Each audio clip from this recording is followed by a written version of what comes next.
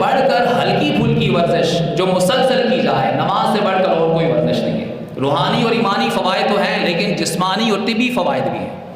آپ کھڑے ہو جاتے ہیں، قیام کرتے ہیں، پھر رکوع کرتے ہیں تو بینڈ ہو جاتے ہیں، سجدے میں جاتے ہیں، قعدہ کرتے ہیں، سلام پھیرتے ہیں۔ ان تمام حرکات و سکنات کے اندر جو باڈی کے جتنے بھی پارٹس ہیں وہ ایکٹیویٹ ہوتے ہیں، وہ سارے ایکٹیو ہو جاتے ہیں، اور انسان ایک مکمل طور پر ایک ریلیکس فیل کرتا ہے۔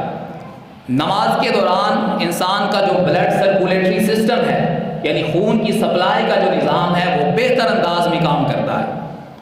اور جب بندہ سجدے میں جاتا ہے تو خون دماغ کی خلیوں کو بہتر انداز میں ملتا ہے، زیادہ آکسیجن ملتی ہے، دماغ سکون فیل کرتا ہے، ریلیکس ہوتا ہے۔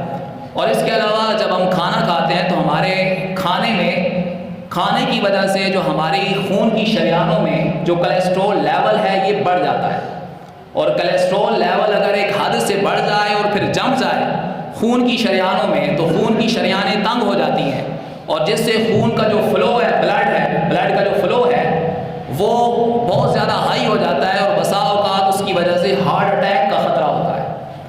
اللہ تعالیٰ نے پھر نمازیں ہمیں 5 عطا کی، ان 5 نمازوں میں 3 نمازیں ایسی ہیں جن میں ہمارا پیٹ خالی ہوتا ہے، فجر کی نماز، عصر کی نماز، مغرب کی نماز۔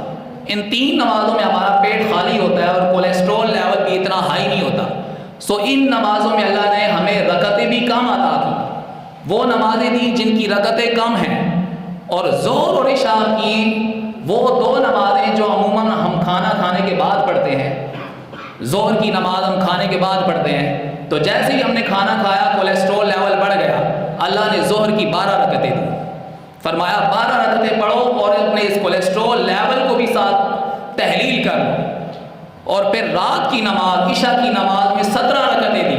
اب چونکہ عشاء کی نماز کے بعد ہم نے کوئی اور کام نہیں کرنا ہوتا، بیڈ پہ جانا ہوتا ہے، تو 17 رکعتیں دی۔ فرمایا کہ کھانے کے دوران جو تمہارا کولیسٹرول لیول بڑھ گیا ہے، ان 17 رکعتیں پڑھنے کے ساتھ تمہاری خوراک تحلیل ہو جائے اور تم سکون کی نیند کر سکو۔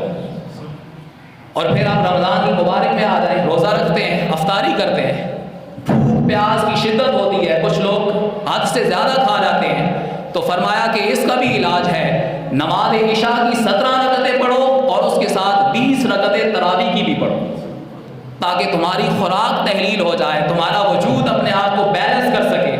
تو یہ ایک ایسا عمل ہے جو عبادت بھی ہے اور انسان کی صحت کے لیے مفید بھی ہے۔